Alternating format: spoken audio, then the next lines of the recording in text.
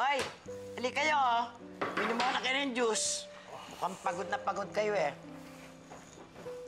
Lindon, halika na. Kumuha ka na ng juice mo. Teka lang po, Lola. Bakit kasama po si Kuya Lindon sa pagtitimpla niyo? Eh, wala naman pong ginawa yan. Nakaupo lang, tapos tumingin sa malayo. Oo nga, Kuya. Tulungan mo naman kami dito. Akala ko pa naman nag-leave ka para tulungan kami magdinis. Nag-leave yan para mas marami siyang oras isipin si Ina. Ganyan kabaliw si Kuya Lindon. Hoy, hindi ako baliw, ha? Tsaka nag-leave ako sa trabaho dahil may kuwan ako, may ano ako eh. Ano ba kasi ang balak mo? Ano ba, iinto ka muna sa pagtatrabaho tapos hanapin mo na lang si Ina magdamag, maghapon? Ano namang mapapala mo dun? Ewan ko ba, Estong? Kahit nasan ako, si Ina ang naiisip ko eh. Kung kamusta na siya, kung babalik pa ba siya, nag-aalala ako sa kanya. At hindi ko naman kayang baling yung atensyon ko sa iba.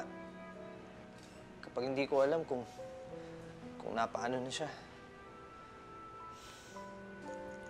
Alam mo, Kuya Lindon, sundan mo kaya siya sa punso.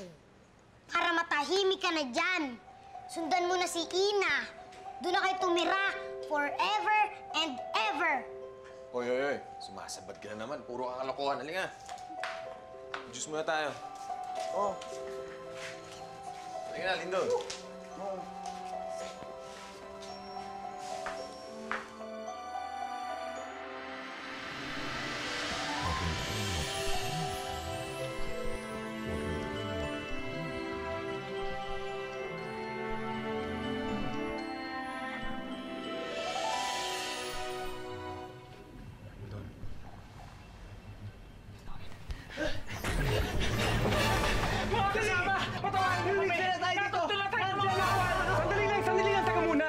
Hindi ko maintindihan.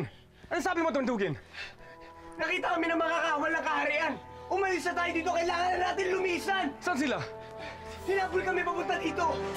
Lumikas na tayo lahat dito. Tuntukin! Lindon! Tuntukin! Alam naming naandyan kayo sa loob. Lumabas kayo!